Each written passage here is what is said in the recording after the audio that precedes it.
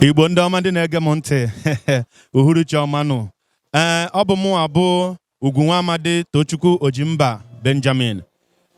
Ilezi anya ihe na-eme ebe a taa ọ bụ ihe gbagwoju anya. Ọ bụ ndị Igbo ndị nọ n'obodo Senegal na-eme ụbọchị ndị Igbo nke ha n'obodo a, ụbọchị nke a ga-eji wee họpụta onye ga-abụ eze ndị Igbo, ụbọchị a ga-eji wee họpụta onye ga-abụ ọhaneze ndị Igbo. So ndị Igbo agbakọna n'uju wee sị na a ga-ewepụta eze, wepụta ọhaneze ndị ga na-eme ka omenala Igbo nọ na Senegal wụrụ ọkpụtọrọkpụ.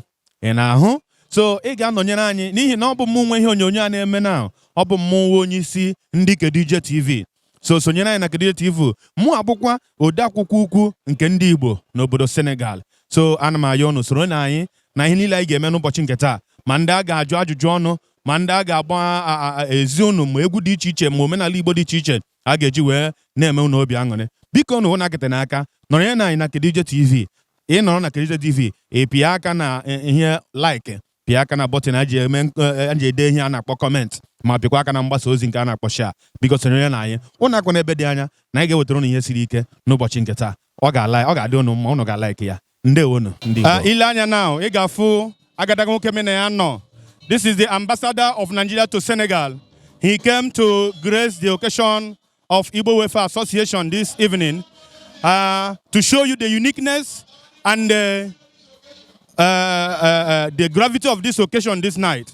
And we are going to grant him some certain interviews that he will show to people watching us all over the world to show his gladness of being here today. Good evening, sir. Good evening. Thank you so much, Secretary General. May we know your name, sir? My name is Ambassador Nicholas Agbo-Ella. Yeah. So what office do you hold here in Senegal? I'm the Chargé d'Affaires of Nigeria to Senegal. Yeah. So how do you feel coming to Igbo Welfare Association occasion? I feel excited coming here. I feel delighted. You know, the Igbos have had a unique expression of their culture anywhere they go. And I've been following the trends. I've associated with the Igbo community here since my arrival here. So therefore, it's to me a homecoming again. What are you wishing them in this occasion of? I wish you the very best of this celebration. And again, like you, continue to portray our culture overseas. I deeply appreciate that. And I want to wish you greater glory, greater opportunity, unity, you know, that to continue to do what you have been doing here. I wish you and your family success in this country. In all your endeavor, may you continue to prosper in all you do. Thank you. Thank you so much, sir. We are glad to have you and honored to have you too. And we wish you a happy stay as we proceed around the hotel. Thank you so much, sir. Thank you. Igbo Welfare Association with his vice, and they just came to welcome the Nigeria ambassador to Senegal. And this is the time I need to ask him one or two questions. Good evening, sir. Yeah, good evening. Sir, may we know your name, sir? Chief Osita Ibekwe. And what post do you hold in Igbo community? By the grace of God, I'm the President General of Igbo Welfare, Dakar, Senegal. And please, as you have welcomed the ambassador of Nigeria to Senegal, how do you feel having him among us? In fact, I'm very, very happy to receive them because it's a very pleasure to meet them. And being the first time to meet them, I'm very, very glad. Thank you, sir. Please, how do you wish this occasion should move this evening? By the grace of God, the atmosphere is okay. And I really thank God for this kind of time. What is your prayer among all the Igbos? My prayer to all the Igbos here in Senegal for God's protection, guidance, and the peace of mind in this land of Senegal. Thank you so much, sir. The Vice President of Igbo Welfare Association, Biko Biko na Ugugi elehi no na ya na ọchịchị ndị Igbo. I'm onye nyaka president. Biko ka ego obi dị gị ịnọ n'etiti ndị Igbo n'ụbọchị nke taa? I'm very happy. Obi dị m ụtọ, obi m aṅụrị. The atmosphere is very, very cool. So even His Excellency Nigerian Ambassador on our midst. So all the dignitaries, Ndi Igbo na Dakar are here. So we thank God. In fact, Obi Musangore. Thank you, sir. Thank you, sir. We are happy to have you, sir.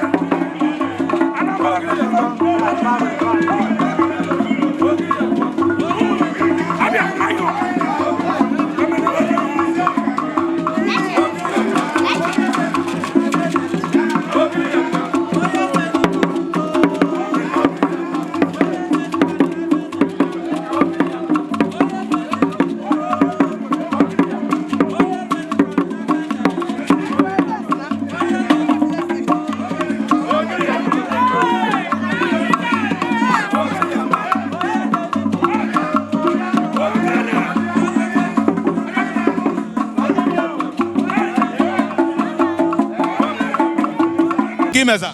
Udo. Biko, I ga matata aha gị. Afọ m Richard Okpara. Biko, ke ọkụ na Igbo community. Treasurer, Igbo welfare. Ịgba ọba ego, ọji ego. Yes.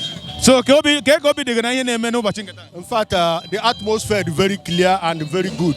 So obi na-atọ m ezigbo ụtọ maka ya. Ka ekwe na-ekpere gị n'isi ndị Igbo nakwa ndị ọzọ bụ ndị hụrụ Igbo n'anya. Ana m ekpere Igbo ekpere n'ihi na obodo ọbụla Igbo bata nọrọ. Nchọta obodo ahụ nwere ngozi. O nwere ngozi si anyị nwa ndị Igbo. So anyị ma-arịọkwa ka Chineke gozie anyị ebumnobi anyị ka anyị ji bịa obodo a. Ka ha niile bịa na mmezu. Ka anyị nwetacha ya n'obodo a bụ Senegal. Ya banyekwara anyị ọ banyere obodo a bụ Senegal. And ndị ọbụla bịara mmemme a ha ga-ejikwa ụkwụ ọma ha ji bịa werekwa ya laghachi be ha dị iche iche. Ndewo sir. Thank you. Daalụ. Maazị ndewo. Ọ ya dịrị na mma nwoke. Aha gị gịnị sir? Afọ m bụ Ndubuisi Agba. Ndubuisi Agba. Ele ọkụ iji na Igbo community? Ọmụ Chief PRO. Onye mgbasa ozi, onye okwu ndị Igbo, okwuru ọha.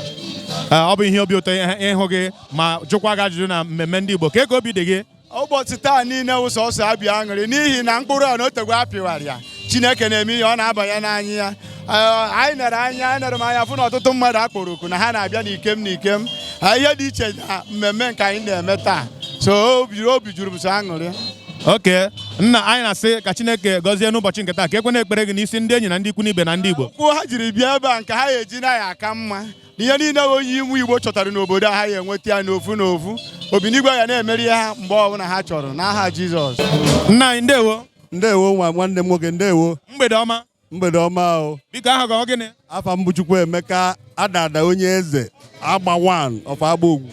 anyị fụrụ ihe asambodo i were dosa n'ebe a kedu ife ọ bụ ị ga-akọwa ihe bụ ebumnobi gị biko ebumnobi m na asambodo a bụ na Igbo Union bụ nke m fụrụ n'anya m lọvụrụ ọfụma m nwetara ha asambodo a ka ha ma nna m nwa bụ Adada onye eze abatago bak ọ bụ obere ihe nke a bụkwa ihe obi ụtọ nyere ndị Igbo ike ịhụ na onye isi ndị Igbo ihe ujuru ya amụ anyị sị na Chineke ga-agọzi gị kee ekpere ị nwere n'isi ndị Igbo n'ụbọchị nke taa ekpere mgbe n'isi ndị Igbo bụ na nna m sị na onye a sị ya jide ka o ji ọ na-eme mma ana m asị ndị executive ndị Igbo the first executive second one ha jide ka ha ji na ha na-eme mma achọkwana m ka ndị ọzọ local gọọmenti mụrụ ihe ha na-eme because na ha na-eme mma ha jide ka ha ji na ha na-eme ọfụma anyị sị gị Chineke gọzie gị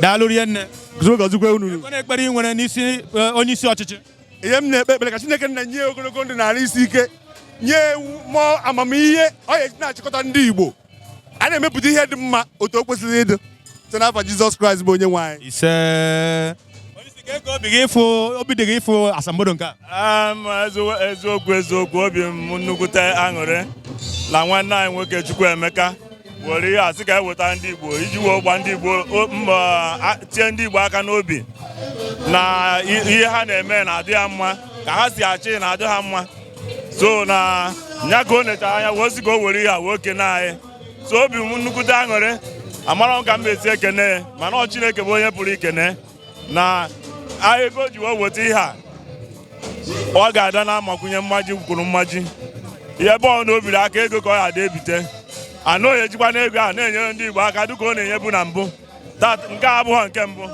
so anyị na-ekene Chineke n'ụzọ pụrụ iche oke daalụ sa thank you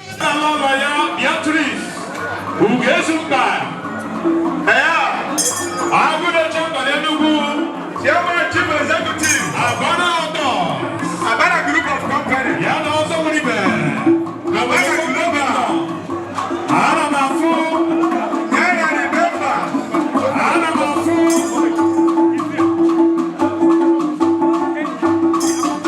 Agụna chemba. Ana m afụ ọrụ kwakụ. Agụna chemba. Ọbụ ezumezi esuwele. Ọbụ ezumezi esugo. Ajib,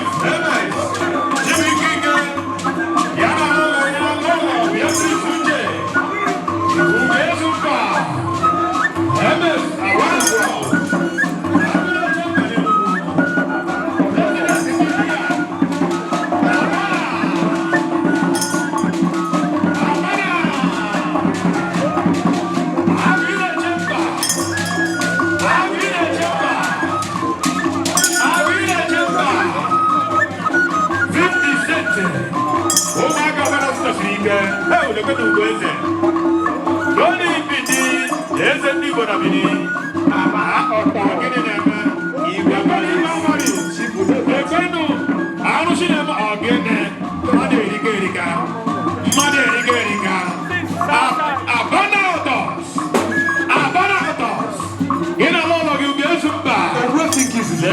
family na ade o ina pata ye go gi de shia yon tu e go we me bi ya abana dike agina jamba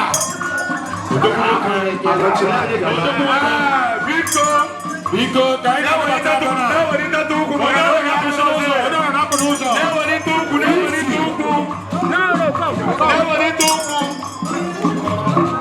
Biko this is the arrival of Abana Motor.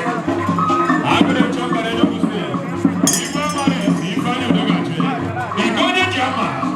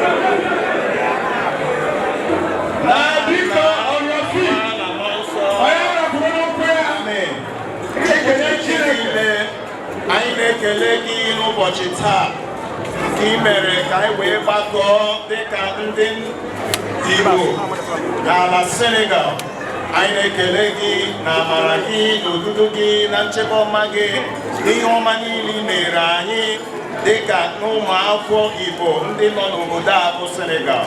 Lord, we say, may your name be glorified in the name of Jesus Christ. Pray, oh God, that you bless everyone in this gathering tonight. We pray that you bless every family represented in this gathering tonight.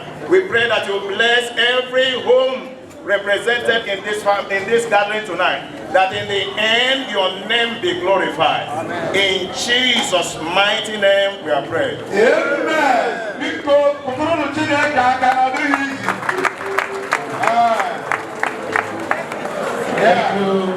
Chief Executive, Senegal Group of Company.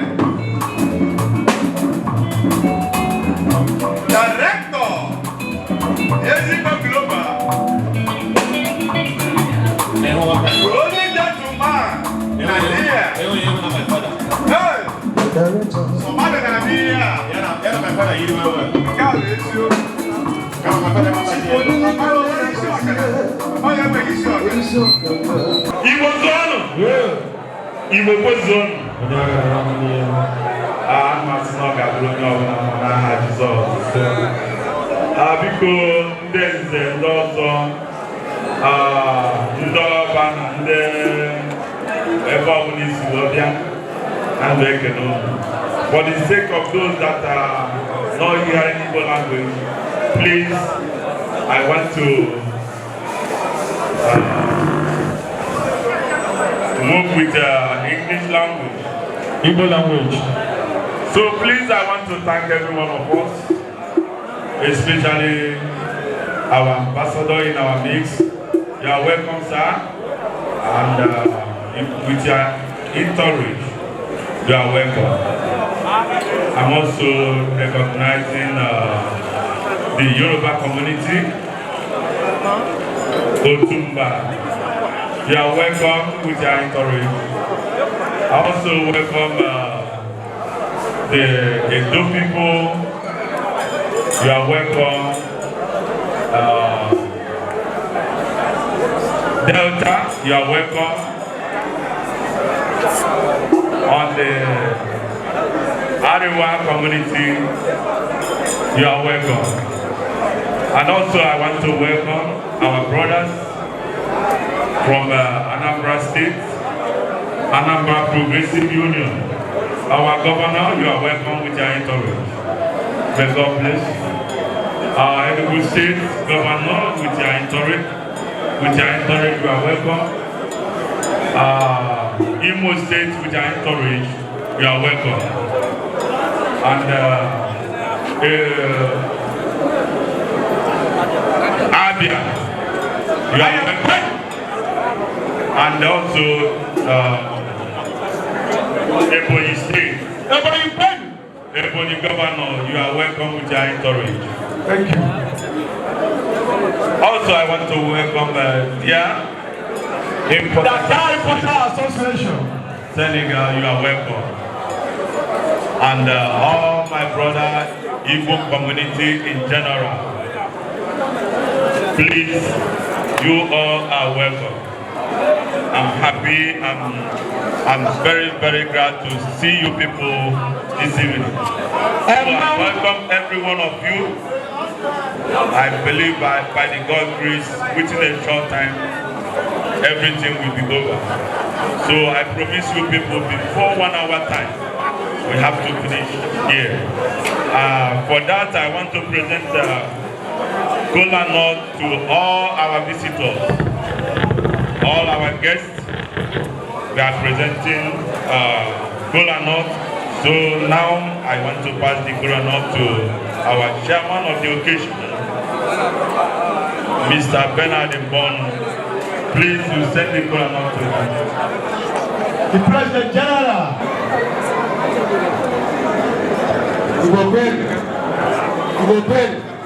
Igbo zone.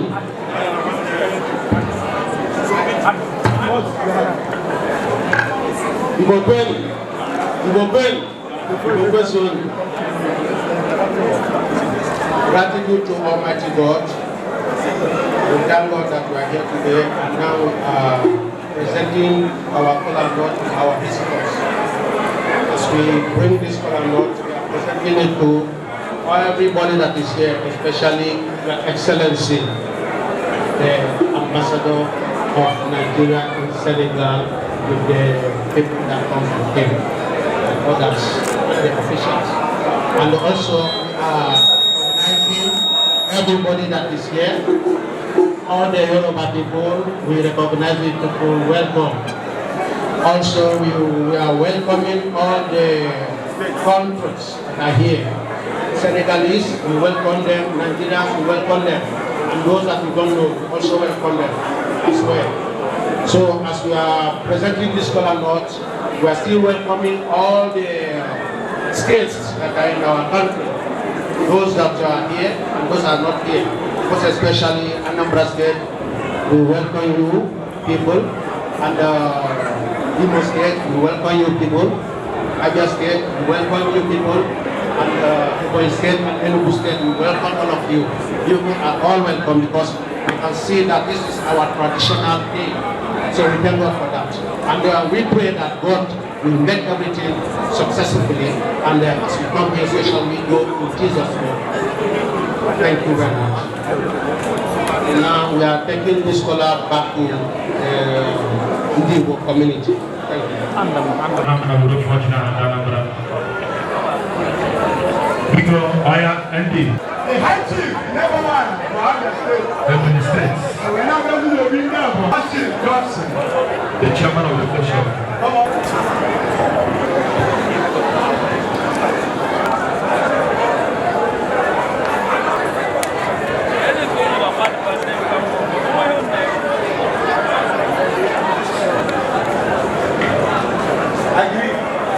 Ndedia. Ayi never. Ayi kari never. Omo di heke nai. Ayi kari never. Ayi kari kiri. Asli shadi akwa. Ayi kari paki sundri ati kata. Mpo na ibu ayi kiti mama. Ayi bona kandu ayi kiti mama. Ayi bona ke ayi kiti mama. Ayi kari na kani baya kakana ashia. Ekwe ndere ndere Gapapia. Okay, but I ain't saying no more. He has to work with our Pateku. I ain't got Pateku. Ayagaga Yoya. Ayagaga Mupan. Ever when I used to find with the Buddha, I can find when I got I got nothing. Patagan. Jesus Christ. Go bring our mic.